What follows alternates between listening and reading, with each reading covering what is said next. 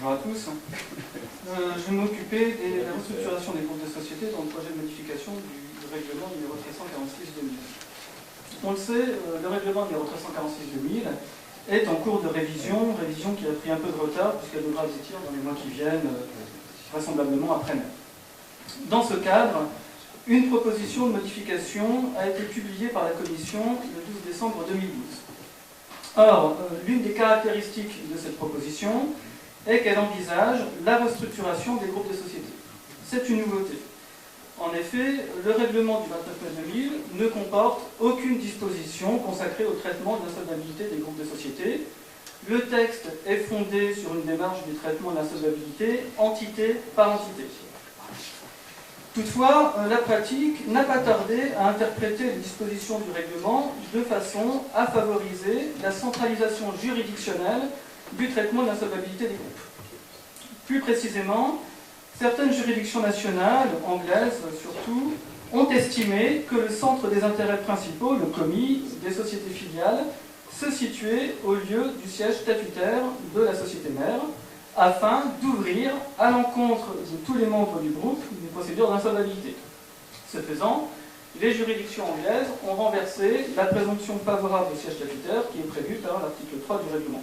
Alors, les affaires sont nombreuses, on les connaît, Chris Cross, Enron, ISA Desitec, Eurofood, etc. La Cour de justice s'est prononcée sur cette pratique par un arrêt Eurofood bien connu du 2 mai 2006. Sur le principe, l'arrêt Eurofood s'oppose au fait que le simple contrôle auquel est soumis une société puisse être déterminant de la localisation de son commis. La solution de l'arrêt Eurofood est pourtant plus ambiguë qu'il n'y paraît. Pourquoi ? Parce que la Cour de justice n'interdit pas aux juridictions nationales de renverser la présomption favorable au siège statutaire et de démontrer qu'une filiale a le centre de ses intérêts principaux au lieu du siège statutaire de la mère. Pour ce faire, il doit prendre en compte des éléments objectifs et vérifiables par les tiers. Il y a un renvoi ici au considérant 13 du règlement.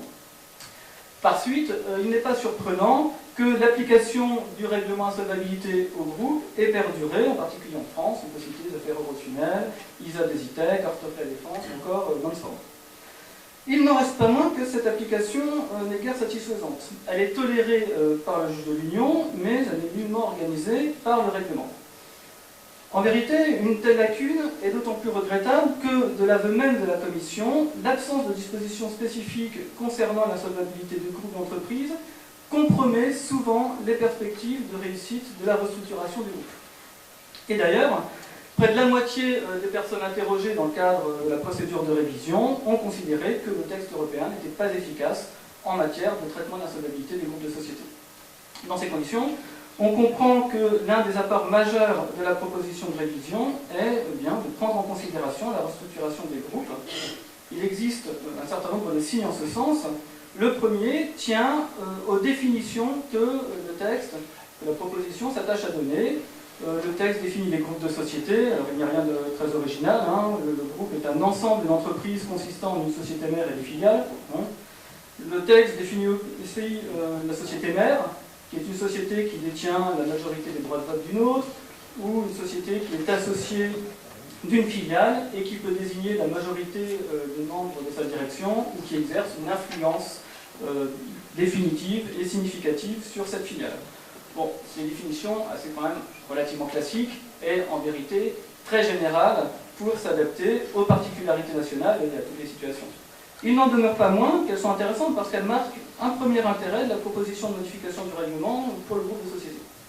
Au-delà, la proposition de modification envisage surtout des dispositions spécifiques de nature à favoriser la restructuration des groupes au plan européen. Plus précisément, deux catégories de dispositions doivent être distinguées suivant que l'on est en présence, d'une part, d'un groupe non intégré ou, d'autre part, d'un groupe intégré. Alors, s'agissant d'abord des groupes non intégrés, on peut les définir comme ceux dans lesquels les sociétés filles n'ont pas le centre de leurs intérêts principaux au même lieu que celui de la mère. C'est à leur sujet que l'apport de la proposition de modification de la Commission est le plus important. En effet, en ce qui les concerne, la proposition a l'ambition de créer un cadre juridique spécifique avec un enjeu, traiter l'insolvabilité des membres du groupe tout en conservant la démarche entité par entité. À cette fin, la proposition de modification prévoit l'insertion d'un chapitre 4 bis au sein du règlement, chapitre qui est intitulé « Insolvabilité des membres d'un groupe d'entreprise ». Ce chapitre est composé de 4 articles, article 42 bis, article jusqu'à l'article 42 quinquis, et je vais les évoquer rapidement pour ensuite faire quelques remarques. En premier lieu, l'article 42 bis organise un devoir de coopération entre les syndics nommés dans différentes procédures d'insolvabilité ouvertes à l'encontre des sociétés du même groupe.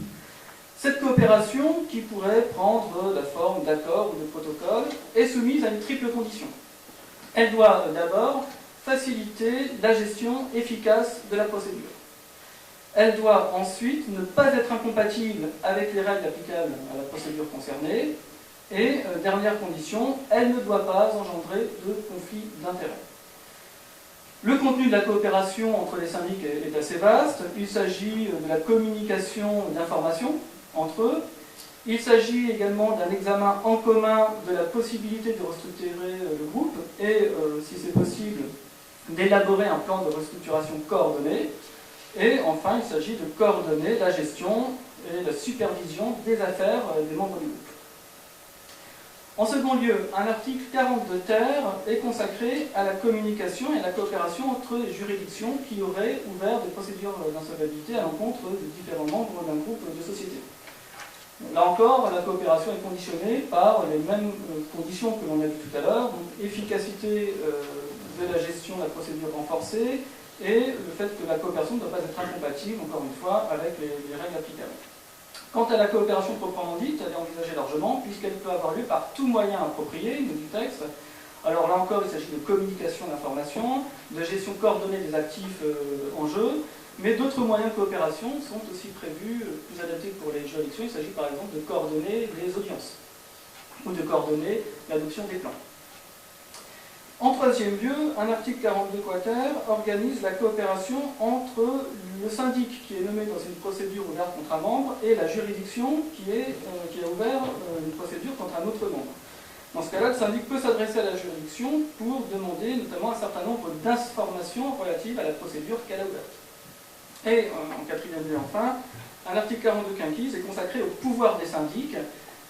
Pouvoir des syndics qui ne sont pas négligeables, puisque ceux-ci peuvent avoir le droit d'être entendus dans des procédures étrangères, ils peuvent avoir le droit de présenter dans ces procédures étrangères des plans, et surtout, ils ont un droit de demander la suspension d'une procédure qui aurait été ouverte à l'étranger à l'encontre d'un autre membre du groupe. Donc c'est quand même du pouvoir non négligeable.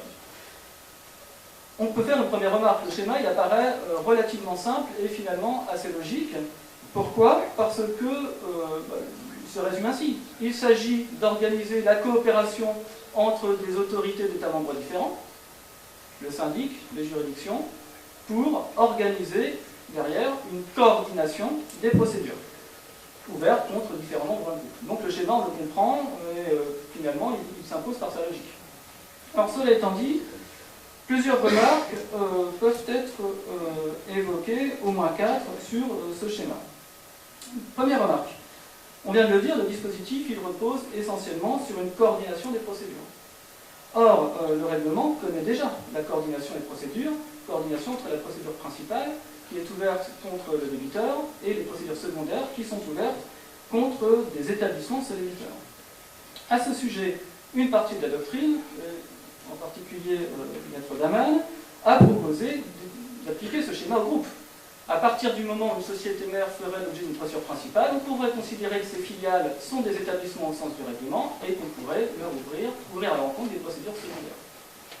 La difficulté est que, compte tenu de la définition que le règlement donne de l'établissement, il le définit comme tout lieu d'opération où le débiteur exerce de façon non transitoire une activité économique avec des moyens humains et des actifs, on ne sait pas vraiment si cette définition s'applique simplement à des établissements non personnifiés ou s'appliquer à des filiales. Or, malheureusement, la proposition ne lève pas cette ambiguïté elle continue d'adopter cette définition assez imprécise de l'établissement, si bien que l'on ne sait toujours pas si le dispositif procédure principale, procédure secondaire est bien susceptible de s'appliquer au groupe de sociétés, et c'est dommage qu'il n'y ait pas d'avancée sur ce point. Deuxième remarque. Si une coopération est prévue entre des autorités d'États membres différents, on a du mal à imaginer comment cette coopération peut véritablement être fructueuse en cas de désaccord. Faute de leadership. Quand une procédure est ouverte contre la mer, en effet, on n'a pas vraiment de mal à considérer que les autorités qui sont nommées dans la procédure ouverte contre la mer pourront être prédominantes. En revanche, lorsque deux procédures de simplification sont ouvertes contre des filles, dans ce cas-là, on peut se poser la question de savoir quelles seront les autorités qui seront prédominantes. Est-ce que ce sont celles de la procédure qui a été ouverte en premier? Est-ce que ce sont celles de la procédure qui gère le plus grand nombre d'actifs? Est-ce que ce sont celles de la procédure qui concerne le plus grand nombre de salariés? On n'en sait trop rien. Alors, la proposition prévoit quand même deux règles pour essayer de fluidifier les choses. L'article 42 bis, elle prévoit que les syndics peuvent s'accorder pour accorder des pouvoirs supplémentaires à l'un d'entre eux. Et l'article 42 quater, elle permet, cette proposition, aux juridictions de nommer une sorte d'organe coordinateur qui répondrait à leurs instructions. Mais il n'est pas certain que ces solutions soient suffisantes pour régler tous les problèmes, en particulier lorsque les syndics ne sont pas d'accord pour organiser les pouvoirs entre eux, ou lorsque les juridictions ne s'accordent pas pour désigner l'organe coordinateur.